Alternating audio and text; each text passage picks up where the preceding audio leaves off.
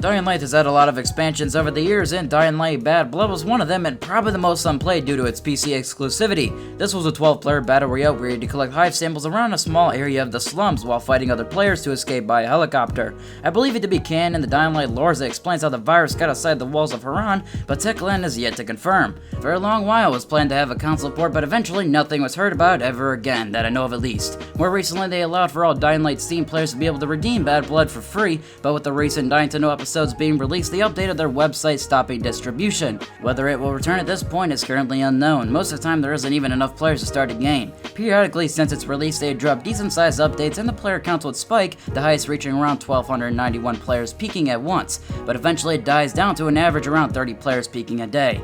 In the past year, Techland has yet to update Bad Blood as more maps and characters were originally planned, so like I've said in past videos, the game is nearly dead, but not fully. There is a chance it could rise back up, and I personally believe the solution is for a console release with crossplay. And I know that's controversial, but it can allow for all the community to play together. Because let's be honest, even though when they did release the game for free, the player counts did peak for a little while, but eventually they died back down once again to it averaging around 30 players. So they do need a new solution, and I think this is the way to go. I'm not sure what else they could do, so feel free to let me know down below what you think could be a possibility. I think it really just depends what Techland's priorities are, but they did just release a Dying Light Hellraid story expansion, so they are focusing on other things right now, which means they could focus on this too. I do really believe Bad Blood isn't that bad, as some people call it a cash grab, and that is understandable. It jumped on the loot box and battle royale trend. But the actual gameplay with PvP combat is really fun. The slums was always this gloomy brown atmosphere which always felt pretty disgusting, but now it's vibrant and full of new mutations as it takes place a year or two after the events of the following.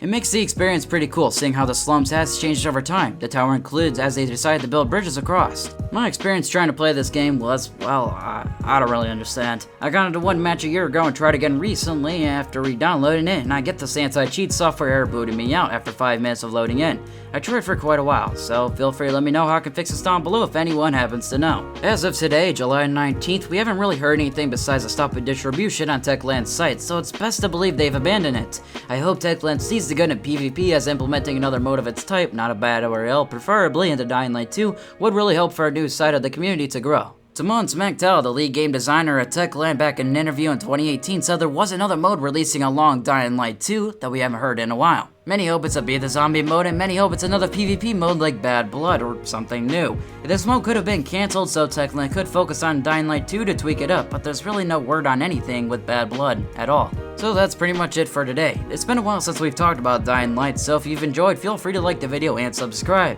Do I really think they'll attempt to bring back Bad Blood with an update or a console port? Not really. I don't know why Techland really would when they have a whole new game releasing. For the community, sure, they could, but it wouldn't really be necessary in my opinion. So anyways, my name is Ty, and feel free to stop by next time and share your opinions in the comment section below.